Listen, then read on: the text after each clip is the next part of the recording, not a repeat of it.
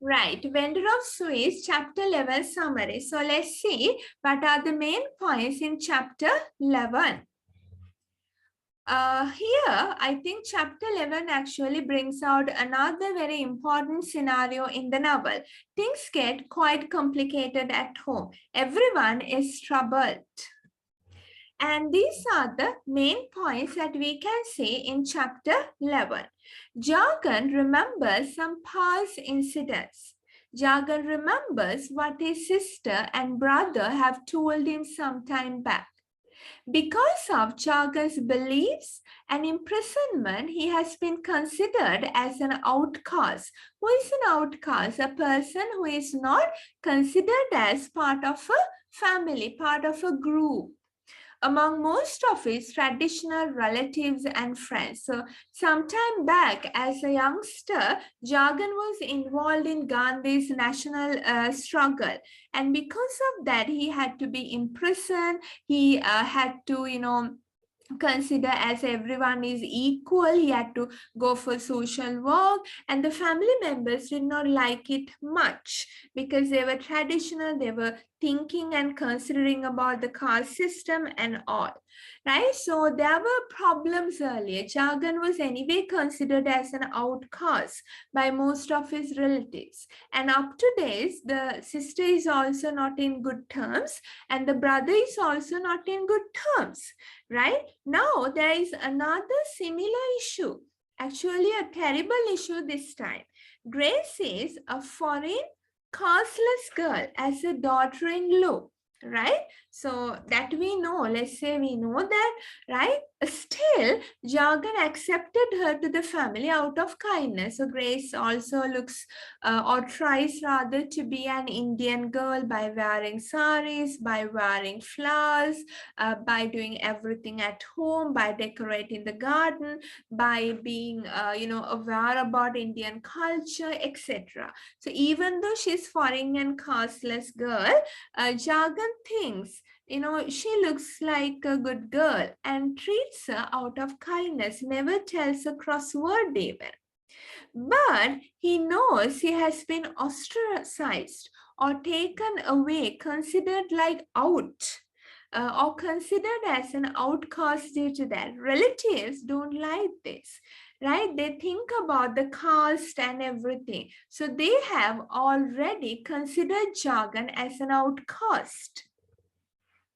And now Jagan is in a more terrible condition. It's pitiful. For the moment, the relatives have thought that, okay, Mali and Grace are married, but the girl is an outcast. The girl is a foreign girl or a casteless girl. So anyway, there is a problem because of the girl. Now there is a double problem and Jagan is in a pitiful condition. What is it? Because they are not married. So if relatives get to know this, that would be a terrible issue. Don't know what they will do, what they will tell to Jagan. So Jagan and Mali again get a small chance to talk to each other. Mali does not seem to approve the idea of getting married to Grace in order to correct things. So out of desperation, Jagan actually would like to recommend Mali in order to go for a marriage. But Mali does not like that. He is with modern radical ideas. According to Jagan, marrying according to the religion, customs, legality will bring sanctity to the marriage. So Jagan thinks that, okay, at least now if they marry in a temple, according to religion and custom, it will be, fine. There is, proper marriage then. Legally also they can marry. There's a proper marriage. The marriage as a concept is considered as something pure. It should not be tarnished. It should not be, destroyed as a concept, right? So Jagan really wants Mali and Grace to marry, but Mali is not going to accept that easily. Mali considers this to be a funny notion. In Mali's ideas, that's funny. Why? He is always thinking about everything in a Eurocentric manner. He thinks about America. America is better than India. That's what he thinks. They are having advanced, better ideas than foolish Indians. That's what Mali thinks. So for Mali, marriage as a concept is a funny notion, a funny idea, but not for jargon. Can you remember in a previous chapter, it was said, it was taught rather by jargon. Until death, the husband and wife are supposed to stay together whatever happens. But here Mali says, I don't want Grace. She has nothing to do here. I can't afford to keep her. Better to send her back. So Jagan is wondering what's the relationship between the two? How can they talk to each other like this, etc. Mali also says that Grace is not behaving in a usual way or having usual feelings and should be sent to a doctor for treatments. Now he says Grace should be sent to a doctor who treats mentally ill people. But Jargon can't understand the word psychiatrist because how can he know about a psychiatrist? He has never gone, he has never got to know, not even in his family. And this makes Mali very angry. Mali gets angry, right? And he says that what a backward this is, what a jungle is this, no one knows anything. So even for his father, he shows his anger, he shows his impatience, he laughs. But you can't expect others to know everything that you know. Exposure, education, awareness are different from person to person. And luckily, there is this one person who Jagan refers to as a savior. He understands Jagan and always offers help, always sits near Jagan and at least listens to him. And Jagan now is worried. He's wondering, where is the love and harmony of Mali and Grace? Can two people just live together like this and break the relationship so soon and easily? Jagan is really having a complex issue.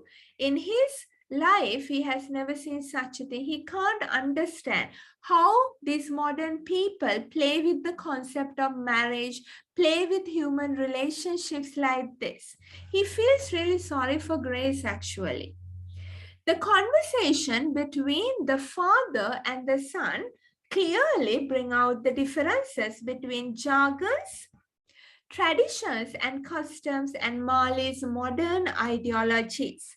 So on one hand, whatever Jagan talks and tells and behaves show that he is having certain beliefs, traditions.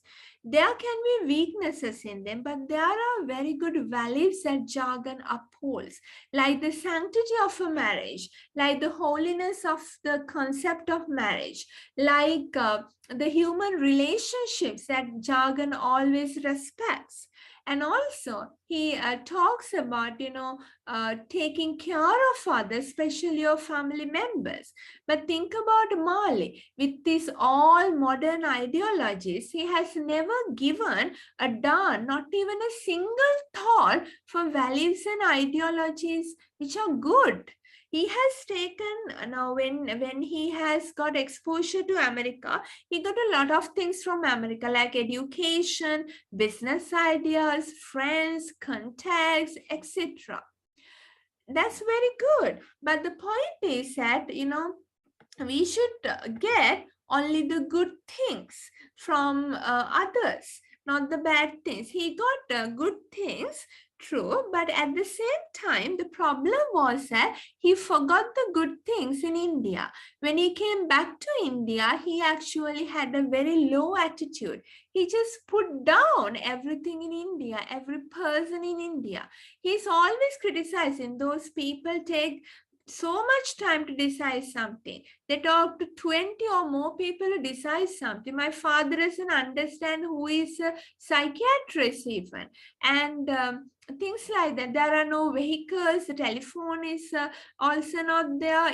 Things get very late here. He's always, is bothered by the things which are not there in India, right? And he criticizes, always thinks about the lacking side in India. But for jargon, India is one of the best countries. He looks at the positive and the things that are there in India. So we can see the clear difference. We find a father, a traditional man who is quite satisfied with his country, who loves the country with patriotism, who has struggled, who has fought to save the country from the whiter-skinned British. On the other hand, there is his son, Mali, the modern man given into modernism, who does not care a little bit even for his motherland and his people. He's so proud, too proud to give a value to his own motherland. So Jargon may be believing in old ideas, but he seems to have good values and life principles. He never went away from the sick wife, and he always cared for her. He always looked after the son, and even in his business, he used pure ingredients. So there are good values in him. Even though Mali says the father is, old fashioned and his business is good for nothing. And also, this chapter brings out the inquisitive, very much, wants to know other stuff.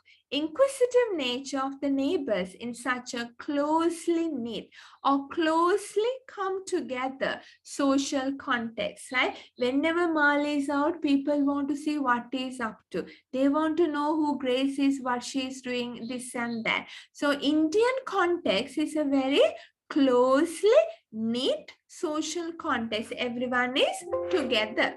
So like that, in chapter 11, basically we see how this problem that has come up with grace revelation increases, and how jargon is, trying to come to terms with everything.